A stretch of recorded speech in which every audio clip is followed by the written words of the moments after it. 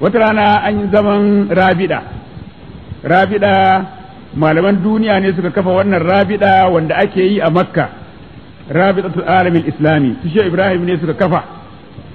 To sai nan aka ce ga ajanda ana son malamai su tattauna menene maganin abin da yake samun mu na duniya a yau.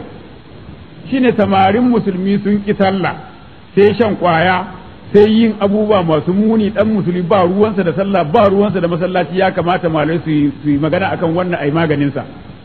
Wannan yace ya kamata a tura malamai su yi ta wa'azi, wannan yace ya kamata a yi babban rediyo na wa'azin musulunci, wannan ya kamata a dabba littattafa ai ta rabawa, wannan ya kamata a kama makarantu ai ta karantarwa, duk aka yi ta magana. Shehu bai ce komai ba.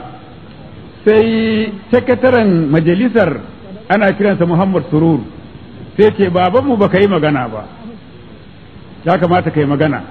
Sai ya ce ai abubuwan duk da kuka faɗa magunguna ne mun sha ba mu warke ba, ai maganin guda biyu ne tak, ɗaya kowannen ku nan ya san shi, ɗaya kuma sai irin mu wanda kowannen ku ya san shi ɗin. Shi musulunci yana da katanga, a cikin katanga yake a katangance shi musulunci. In za ka shiga za a buɗe maka ka shiga, amma in za ka wuta ba za a yadda ba buɗe maka ba, sai dai ka haura katanga ba, a saro ka ko ka faɗo a ciki a ce an kashe ka haddi, ko ka faɗa a waje a ce an kashe ka ridda. Akwai wuka, akwai bulala, akwai duwatsu, ba za a bar mutum ya yadda ya ga dama ba. Shine shari'ar musulunci, shine ke kewaye da musuluncin. Yanzu an kauda katangar ba shari'ar musulunci. In kana so ka shiga maraba, in kana so ka fita zo ka lafiya ba katanga.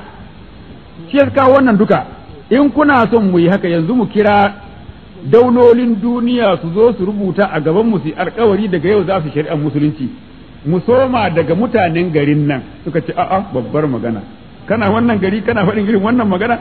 Mutanen garin nan da su za mu soma su zo su rubuta za su aikata shari'ar musulunci 100%. Idan mutane sun ki sallah baragaggu masu hankali a kashe su. Abinda za a samu yau gobe ba za a samu kamansa ba, ji ba za a samu sai yan kaɗan, kamun baɗi babu wanda yake kin sallah ko ana jin tsoron kisa. Sannan sauran daulolin Laraba su zo su rubuta su ma haka, sauran daulolin duniya su ma su rubuta haka.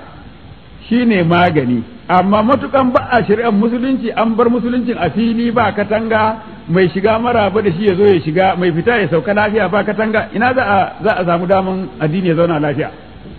Wannan na kowanko ya sani kenan.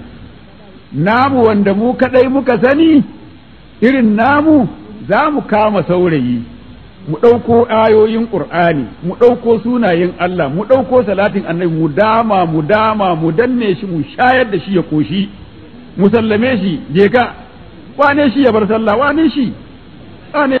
Ku tambaya ku ji duk duniya ina da almajirai ko ina, in kun je ku tambaya shin almajirai na suna wasa da sallah? Na shayar da su magani. Wannan maganin nake shayarwa. Lawan zalna hadal qur'an ala jabalin la ra'aytahu khashi'an mutasaddian min khashyatillah wa tilka lamsal nadribuha lin nasi alla yatafakkarun. Huwa Allahu alladhi la ilaha illa hu alimul ghaibi wash shahada huwa ar-rahmanur rahim. Huwa Allahu alladhi la ilaha illa hu al-malikul quddus as-salamul mu'minul muhaiminul aziz. Irin waɗannan an shayar da mutum zuciyarsa ta riga ta fashe, ya koma wajen Allah, to shikenan ba zai iya barin sha'anin Allah ba. Sai da abin da ba a rasawa da yake annaba su ne kadai wanda ba sa sabo, sauran bayin Allah duka kowanne da gurgurdun irin abin da aka kiyaye masa daga in yayi laifi ya tuba shine mahfuzi. Yanzu za a zargi mutanen da su zuwa yakin Tabuka kenan. Ya ayyuhal ladina amanu ya kum mu'minai malakum idza qila lakum firu fi sabilillah saqaltum ila al-ard. Me yasa in an ba da sanarwa maza a zo a tafi yaki, an buga tambari a zo a tafi yaki, a zo a tafi yaki, istaqaltum sai ku yi nauyin jiki, ku yi kasalan fitowa. Araditum bil hayati dunya min al-akhirah, shin ko kun zabi duniya ne ba ruwanku da lahira? Shi yasa an yi magana zuwa yaƙi ku yi nauyin jiki, ku yi kasala ba ku tafiya. Kun yarda kenan rayuwar duniya ta fi muku rayuwar lahira? Araditum bil hayati dunya min al-akhirah wa ma mata'ul hayati dunya fil akhirati illa qalil. Amma mutum